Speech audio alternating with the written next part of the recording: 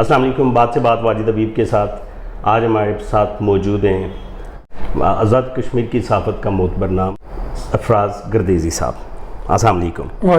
क्या हाल चाल है, कैसे हैं? ठीक है।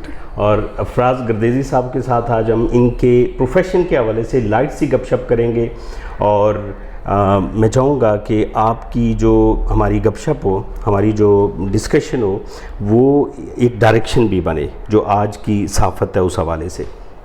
और इनकी मौजूदगी का फ़ायदा उठाते हुए सबसे पहला क्वेश्चन मैं ये करूँगा, बल्कि लाइट डिस्कशन में ये चीज़ मैं हाईलाइट करना चाहूँगा जो कि बहुत सारे हमारे व्यूअर्स के भी माइंड में है। हर कॉमन और मकतबा फ़िक्र के हर बंदे के जहन में ये क्वेश्चन आता है कि जितने भी बड़े बड़े मीडिया हाउसेज़ हैं, top of the line media houses, top of the line जो एंकर पर्सन हैं, जो सहाफ़त में जो एक नैरेटिव बिल्ड करते हैं, तो अगर देखा जाए तो वो हर कॉमन पर्सन भी उसका अंदाज़ा लगा लेता है कि वो कहीं ना कहीं किसी पॉलिटिकल पार्टी से उनका ताल्लुक़ है। जब आप अगर देखें किसी चैनल को, जब भी कभी डिस्कशन हो तो आपको एक कॉमन पर्सन ये कहते हुए नज़र आएगा कि अच्छा ये सुन लें, ये तो उनको रिप्रेजेंट करता है, फलां गवर्नमेंट को करता है, ये तो गवर्नमेंट के अगेंस्ट है। तो इस तरह की सहाफ़त को हम लेके चल रहे हैं और मैं ये चाह रहा हूँ कि आपकी इस डिस्कशन में एक तो ये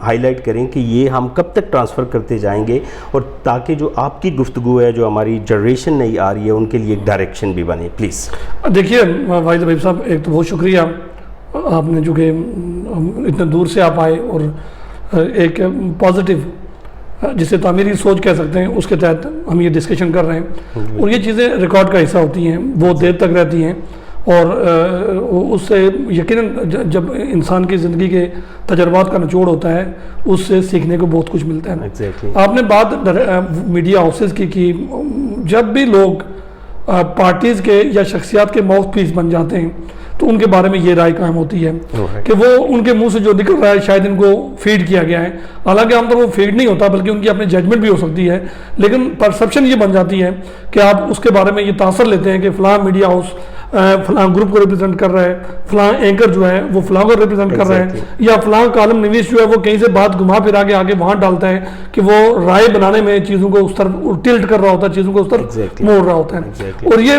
दुनिया पूरी में ये बात होती है कि प्रो गवर्नमेंट और एंटी गवर्नमेंट मीडिया होता है। आमतौर पर गवर्नमेंट के खिलाफ मीडिया ज़्यादा काम करते हैं क्योंकि गवर्नमेंट जब होती है वो जो कि फंक्शनल इदारा होता है, तो जब वो फंक्शनल इदारा होता है तो उससे बेशुमार गलतियां हो रही होती हैं, तो उन गलतियों को हाईलाइट करने के लिए मीडिया रोल अदा करता है। लेकिन बदकिस्मती से हमारे यहाँ चूँकि मीडिया एक दौर में आया, अगर मैं क्रेडिट जनरल मुशर्रफ को दूं तो बेजान नहीं होगा कि उस दौर में बहुत ज़्यादा मीडिया, प्राइवेट मीडिया जो है वो उससे पहले कंट्रोल मीडिया था, प्राइवेट मीडिया आया और एक फौजी हुकूमत के दौर में मीडिया का इस तरह उभरना एक बड़ी पाकिस्तान जैसे मुल्क के लिए बड़ी मुख्तलिफ बात थी। लेकिन बाद के अदवार में वही मीडिया जो है और उसने अपने आप को मुख्तलिफ मफादात के साथ वाबस्ता कर लिया और यही वजह हुई कि जो बड़े मीडिया हाउसेज हैं, अब आप देख लें कि आपको बड़े बड़े एंकर जो हैं वो आपको शिफ्ट होते हुए नजर आएंगे कि वो अपना जो पॉइंट ऑफ व्यू बयान करने के लिए वो आमतौर पर अपने ज़ाती मीडिया हाउस का या जिसे आप यूट्यूब का सहारा लेते हुए आपको नजर आते हैं, अपने व्लॉग्स का सहारा लेते हुए आपको नजर आते हैं, अपने पेजेस का सहारा लेते हुए नजर आते हैं, क्योंकि उनके जो मेन जहां पे वो जॉब कर रहे होते हैं वो जॉब के ऊपर एक कंट्रोल पॉलिसी को फॉलो कर रहे होते हैं। अपनी जो परसेप्शन है उसके लिए वो फिर आते हैं आपके जाती यूट्यूब चैनल पे और वहां से आके वो अपने ख्यालात का इजहार 4 मिनट के अंदर 5 मिनट के अंदर कर रहे होते हैं। तो ये बदकिस्मती है, ऐसा होना नहीं चाहिए क्योंकि इस तरह फिर एतमाद अवाम का आपसे खराब हो जाता है कि अगर आप दुरुस्त बात भी कह रहे हैं तो लोग ये कहते हैं ये दुरुस्त बात नहीं कह रहा होगा, ये किसी का तर्जमान बना हुआ है। तो जब एक मीडिया पर्सन तर्जमान बन जाता है तो उसका लॉस ये होता है कि जो अवामी एतमाद है वो उस पर कम से कम हो जाता है। एग्जैक्टली। तो इसको हम किस तरीके से इसको आप जो नई जनरेशन आ रही है, अगर ये सिलसिला ऐसे ही चलता रहा तो ये तो ट्रांसफ़र होता जाएगा, क्योंकि देखिए लोगों के आइडियल होते हैं, वो आइडियलाइज़ करते हैं अपने सीनियर्स को और उसके मुताबिक। और मैं फ्रेंकली आपको बताऊं कि मेरा आपकी ये चॉइस कि मैं ये क्वेश्चन आपसे करूं उसकी रीज़न भी ये है कि आपको हम बड़े अरसे से ऑब्ज़र्व भी करते हैं, आपसे हम बहुत कुछ सीखते भी हैं और आपका ताल्लुक़ उस टाइम से सहाफ़त के साथ है जबकि पेन और पेंसिल के अलावा और कोई ये डिजिटल दौर नहीं था।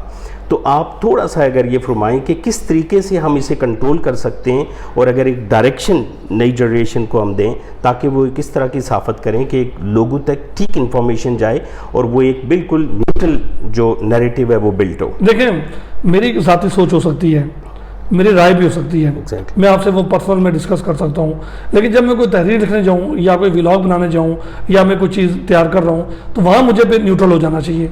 क्योंकि वहाँ अगर आप न्यूट्रल का मतलब एक आज के दौर में न्यूट्रल है जिसको लोग बड़े हार्मोनी में डिस्कस करते हैं, लेकिन सोच का मुतवाजन हो जाना कि आप दूसरे के अंदर अपनी सोच उंडेलने की बजाय आप वहाँ इस तरह की बात करें कि दूसरा आपकी बात के मैसेज को समझने की कोशिश करें और आप मारूजी अंदाज में चीज़ों को बयान करें। जब तक आपके अंदर मारूजियत नहीं आएगी, ऑब्जेक्टिविटी नहीं आएगी, तो चीज़ें समझने में बहुत सारी मुश्किल होती है। हाँ, लोग अपने बात को, अपने मैसेज को कन्वे करते हैं, लेकिन वो इस हिकमत से कन्वे किया जाए कि वो उसके अंदर कोई तामीरी पहलू मौजूद हो।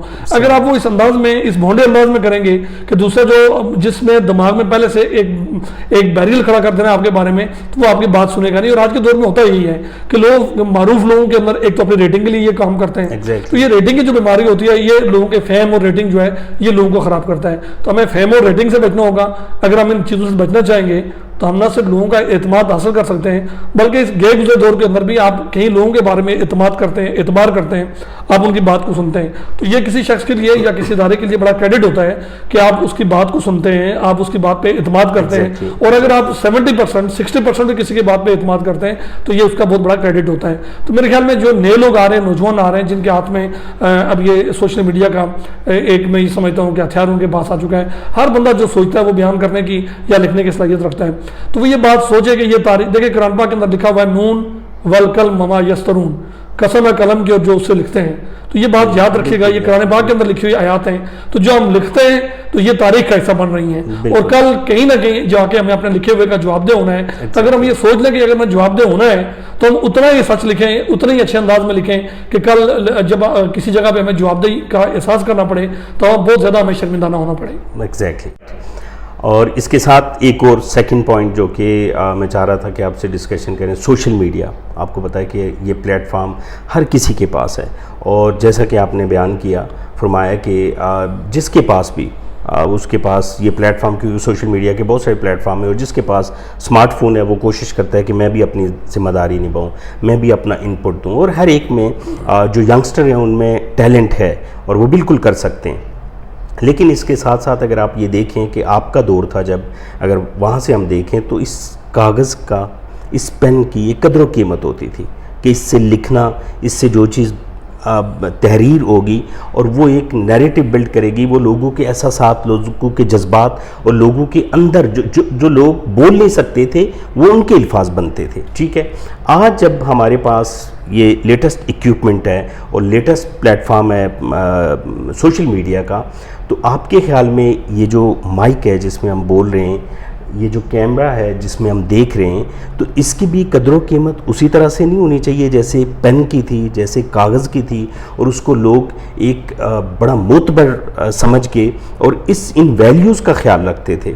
और मेरा कहने का ये बिल्कुल मकसद नहीं है कि लोगों के हाथ में या लोग ठीक से इसको उस परफॉर्म नहीं करते, क्योंकि हर बंदा अपना इनपुट देना चाह रहा है। लेकिन मैं इसमें चाहूँगा कि आप इस तरह की अपनी एक डिस्कशन करें इसमें कि एक डायरेक्शन क्लियर हो कि हम इस जिम्मेदारी को कैसे निभाएं और इसकी कदर कीमत जानें और ये समझें कि ये हमारे हाथ में है, तो हम एक जिम्मेदारी निभा रहे हैं। बहुत बड़ी जिम्मेदारी है, एक राइट इन्फॉर्मेशन, राइट बात और एक न्यूट्रल बात करेंगे तो उससे एक आवाम को फ़ायदा होगा। देखिए वाजिद साहब, हम इर्तिका के मराहिल से गुजर रहे हैं। इर्तिका के इस अमल में खराबियाँ होंगी, लेकिन वक्त आने के साथ ये चीज़ें दुरुस्त भी हो जाएंगी।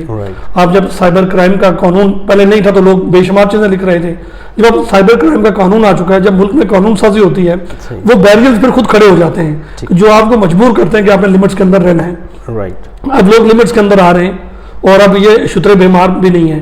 जिम्मेदारी और हसासियत यहाँ बढ़ गई है, इसलिए कि पहले हम लिखते थे, अगर आपने अखबार के अंदर खबर भेजी, फैक्स कर दी, आपको लगा कि इसके अंदर ये फलान लाइन ठीक नहीं है, आप टेलीफोन करके, ये ऑप्शन था कि शाम 8 बजे से पहले आप डेस्क पे फ़ोन करें उनसे कि यार वो जुमला वहाँ से काट दें। अब आपने मुंह से जुमला अदा कर दिया और आपने पोस्ट कर दिया, देन आपके पास चीज़ अगर चली गई, आपके पास एडिट का ऑप्शन है, आपके पास डिलीट का ऑप्शन है, लेकिन अगर वो चीज़ उससे पहले चली जा चुकी है, शेयर हो चुकी है, फिर आपके लिए उसको वापस लाना बहुत मुश्किल होता है। लिहाजा आप ये बात ध्यान में रखिएगा कि अब चीज़ों की हसासियत बहुत ज़्यादा बदल चुकी है और आज सिर्फ छोटी सी गलती की वजह से किसी की जान जा सकती है। छोटी सी गलती की वजह से किसी का जिंदगी पूरे का कैरेक्टर असैसिनेशन उसकी हो सकती है। देखा ऐसा होता है। छोटी सी गलती की वजह से आप समझ लें किसी का पूरा कैरियर दांव पे लग सकता है। तो लिहाजा ये बात याद रखिएगा कि ये बहुत गैर जिम्मेदारी वाली बात नहीं है, ये एक जिम्मेदार हथियार आपके पास आ चुका है। हथियार को जितना आप जिम्मेदारी से इस्तेमाल करेंगे वो आपका महफज है और जितने गैर मुताद अंदाज में आप उसको इस्तेमाल करेंगे वो आपकी जान का भी दुश्मन है और दूसरे की जान का भी दुश्मन है। और ये जो सोशल मीडिया ये एक ऐसा हथियार है कि ये घरों के घर तबाह कर सकता है और नस्लों की नस्लें आबाद भी कर सकता है। अब ये फैसला हमारे पास है कि हम घरों के घर तबाह करना चाहते हैं या नस्लों की नस्लों का मुस्तकबिल बनाना चाहते हैं। तो मेरे ख्याल में जो अक्लमंदी वो यही है कि आप नस्लों का मुस्तकबिल बनाएं। यही मीडिया जो है, सोशल मीडिया जो है, वो आपके बहुत सारे कंस्ट्रक्टिव काम कर लेता है। आपकी बहुत सारी चीजें पॉजिटिविटी आपके अंदर शेयर होती है। आप ये चीजें लेके अगर माशरे के अंदर अपना रोल प्ले करना चाहते हैं तो आप तामीरी सोच के साथ ये कर रहे हैं। तो यही तामीरी सोच हमने ट्रांसमिट करनी है। अगर आज माजिद हबीब ये काम कर रहा है इस पॉजिटिव अंदाज में, या मैं आपके साथ बात कर रहा हूं, तो अगर हमें कोई 200-400 लोग हमें फॉलो करते हैं, हमारी बात को सुनते हैं, हमें देखते हैं, अगर वो 200-400 लोग अपने दिमाग को, अपनी सोच को बदल लें तो मेरे ख्याल में वो चीज़ आइंदा वो मल्टीपल होती जाएगी, वो रुकती नहीं है। तो मेरे ख्याल में जितना संजीदा अप्रोच बढ़ेगी, जितने लोग पॉजिटिव अंदाज में इसको लेंगे, मैं और आप इस वक्त एकेडमिक डिस्कशन कर रहे हैं, ये ग्रूमिंग हो रही है उन लोगों की कि जो सोशल मीडिया को इस्तेमाल करते हैं। तो जब वो सोशल मीडिया को इस्तेमाल करने वाले इन चीज़ों को हक़ाइक़ की बुनियाद पे मोहतात अंदाज में लेके चलेंगे तो उसके अच्छे इम्पैक्ट्स पड़ेंगे, और जब ये चीज़ें नेगेटिव अंदाज में लेके चलेंगे तो उसके बैड इम्पैक्ट्स पड़ेंगे। तो हमें मनफी असरात से बचना है और मुस्बत तर्ज फिक्र को साथ लेके चलना है। और यही याद रखिएगा, हमेशा तारीख का मुताला कर लें कि बेशुमार बातें कही जाती हैं, बेशुमार बातें लिखी जाती हैं, लेकिन बाकी चीज़ें वही रहती हैं कि जो इंसानियत के मफाद में, इंसान के खिलाफ जो लिखी चीज़ें होती हैं या जिससे इंसानी अखलाक बिगड़ते हों, जिससे इंसानियत की कदरें दबा होती हूँ, उन चीज़ों की कभी कोई वैल्यू नहीं रही है। सोशल मीडिया के अंदर भी उन्हीं चीज़ों की वैल्यू होती है जिनकी कदरें मजबूत होती हैं और जो तादेर रहने का उनके अंदर कोई ना कोई रूह मौजूद होती है। अगर तादेर कोई चीज़ रहती नहीं है तो मेरे ख्याल में उसकी वैल्यू भी होती नहीं है। ज़बरदस्त, बेहतरीन मैसेज है हमारे व्यूअर्स के लिए। और आज की डिस्कशन में ये चाह भी ये रहा था कि एक डायरेक्शन मिले हमारे, स्पेशली जो सोशल मीडिया पे, और सोशल मीडिया का जिस तरह से कि जिक्र हुआ कि हर जगह पे हर आदमी के हाथ में है और वो ये चाह रहा होता है अपना इनपुट दे। और हमारा बिल्कुल ये मकसद नहीं है कि जो भी लोग सोशल मीडिया का इस्तेमाल करते हैं वो गलत कर रहे हैं। एग्जैक्टली हर एक की जिम्मेदारी है, वो अपनी जिम्मेदारी निभाना चाह रहे हैं। लेकिन अगर थोड़ा सा इस चीज़ का ख्याल रखेंगे कि आपकी बात कितनी वैल्यू करती है, और इस इक्विपमेंट को, जो लेटेस्ट इक्विपमेंट और प्लेटफॉर्म हमारे पास है, इसको जिस तरह से देखिए, आप देखिए, फर्ज किया आपको कई लोग पसंद करते होते, कई लोग आपको नापसंद करते होंगे, ऐसा ही। लेकिन आप जो बात कर रहे हैं शायद आपको ऐसी बात कर दें कि नापसंद करने वालों को आपको बात पसंद आ जाए। तो आपको ये बात याद रखनी है कि आपने कभी भी ज़हन में किसी को टारगेट लेके बात नहीं करनी। आप जब भी दिमाग में नेगेटिव टारगेट लेके बात करेंगे तो आपके की बात का जहरीलापन दूसरे के दिल और दिमाग के अंदर जाएगा। बिल्कुल ऐसा ही। अगर आप कंस्ट्रक्टिव माइंड के साथ पॉजिटिव गुफ्तगू को करेंगे और आपके दिल में इस्लाम, आप ये कहेंगे ये मैं किसी के खिलाफ बात नहीं कर रहा हूँ, मैं किसी को नुकसान पहुंचाने के लिए बात नहीं कर रहा हूँ, बल्कि मेरी बात नफे के लिए है। जब बात नफे के लिए होगी तो वो दिल से जो बात निकलती है असर रखती है, पर नहीं ताकत परवाज मगर रखती है। और ये बात याद रखिएगा कि ये अल्फाज में ऐसे नहीं होते, ये लोगों की सदियों का निचोड़ होता है जो किसी कहने वाले के मुंह से निकल जाता है, लेकिन उसके असरात बहुत देर तक रहते हैं। बिल्कुल ऐसा ही है। ये बहुत वसी टॉपिक है, इस पे जितनी बातचीत की जाए कम है, लेकिन हम चाह रहे हैं हमारा फॉर्मेट ऐसा है कि हम शॉर्ट और एक कंस्ट्रक्टिव जो डिस्कशन आप तक पहुंचाना चाह रहे थे। थैंक यू सो मच, आपने टाइम दिया और इस कार्य खैर में अपना हिस्सा डाला। Thanks a lot. बहुत शुक्रिया। Thank you very much.